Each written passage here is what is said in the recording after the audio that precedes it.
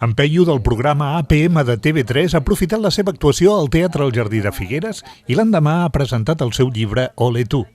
Ha estat un acte celebrat a la plaça Catalunya, al costat del monument a Sant Jordi i el Drac, que havia tingut un paper destacat en la seva secció quan es va dedicar a Figueres. L'ha acompanyat el regidor Jordi Masquef. Ole tu recopila els millors nyaps urbanístics de Catalunya.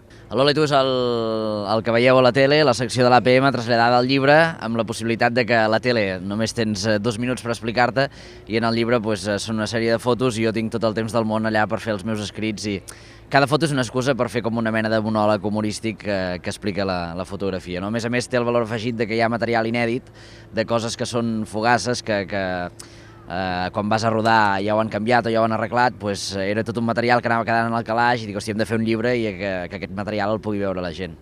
El pròleg del llibre és del conseller de Territori i Sostenibilitat, Santi Vila, i si hi hagués un rànquing de nyaps, el primer lloc seria per aquest. Bueno, hi ha el més mític, suposo que és el d'Espinelves, el SOTP, no? Que és escriure la paraula stop, que és una cosa que tenim nosaltres al cap, tan habitual, escriure-la malament, que només són 4 lletres, suposo que és el més impressionant. Però bueno, tots els pobles et sorprenen, sempre hi ha de tot.